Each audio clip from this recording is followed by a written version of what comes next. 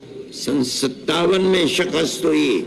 مورخین لکھتے ہیں روح روشن مستقبل کتاب ہے، روشن مستقبل کتاب ہے، روح روشن مستقبل کتاب ہے.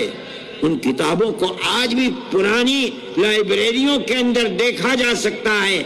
سن 1857 کے اندر دلی میں صرف علماء 33,000 علماء کو شہید کیا گیا ہے.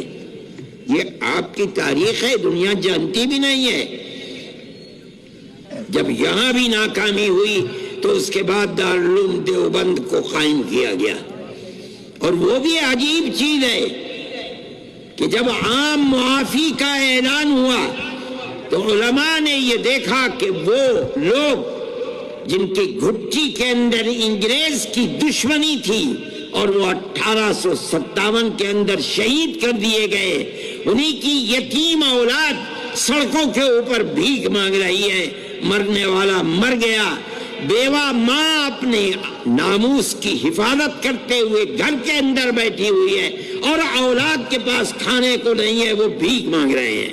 چرچ کے لوگ ان کا ہاتھ پکڑ رہے ہیں اور ماں سے کہتے ہیں یہ بچہ ہمیں دو، ہم اس بچے کو مفت پہنائیں گے، مفت کھلائیں گے، مفت پڑھائیں گے اور اس کے بعد اس کو علم دے کر گورنمنٹ کی ملازمت دلائیں گے. یہ اپنے پیٹ کو بھی پالے گا، تمہارے پیٹ کو بھی پالے گا.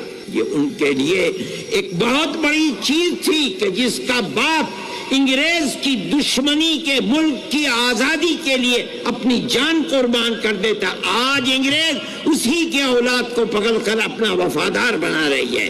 یہ لوگ فقیر تھے، درویش تھے، ان کے پاس کچھ نہیں تھا.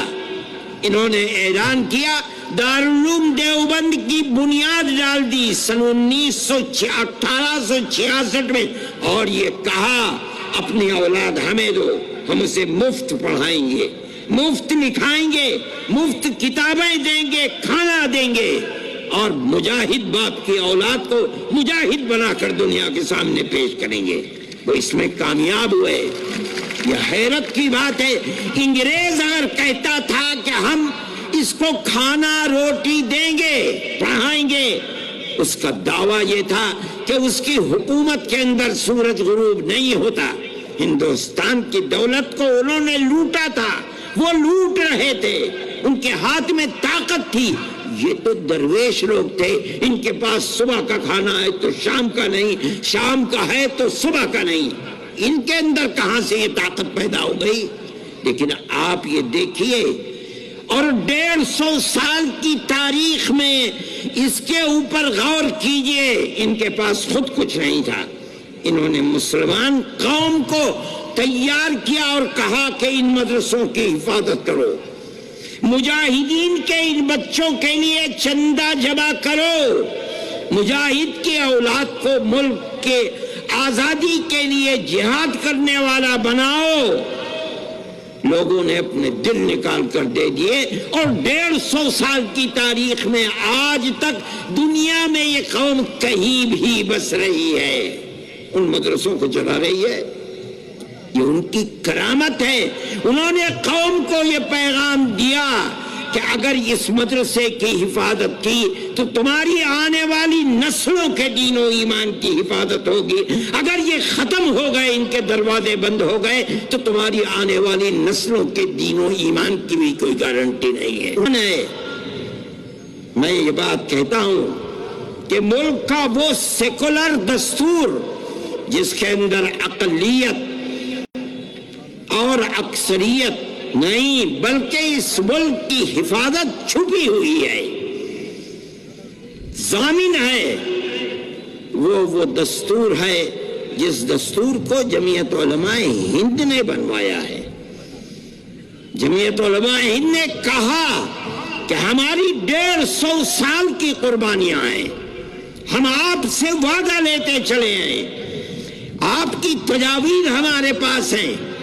آپ نے یہ کہا ہے، ہم سے وعدہ کیا ہے کہ ملک آزاد ہوگا تو ملک کا دستور سیکولر دستور ہوگا.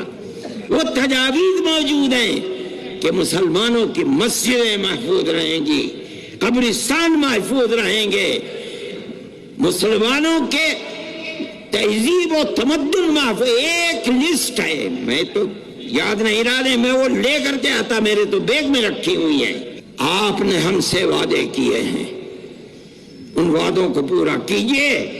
اگر ملک کی تقسیم کے اوپر دستخط کیے ہیں، آپ مجرم ہیں، آپ نے دستخط کیے، ہم نے دستخط نہیں کیے۔ ہماری ٹوپیاں اچھالی گئی، ہماری پگڑیوں کو زمین سے روندا گیا، ہم کبھی پیچھے نہیں ہٹے۔ جمعیت علماء کا وزن تھا، یہ 150 سالہ تاریخ تھی، وہ لوگ تاریخ کے جاننے والے تھے، وہ سمجھتے تھے کیا بات ہے۔ جمعیت علماء کے سامنے انہوں نے گھٹنے ٹیکے اور ملک کو سیکولر دستور ملا۔ یہ سیکولر دستور اس ملک کی اقلیت اور اکثریت کے لیے خدا کی بہت بڑی نعمت ہے، اس پورے ملک کے لیے خدا کی نعمت ہے۔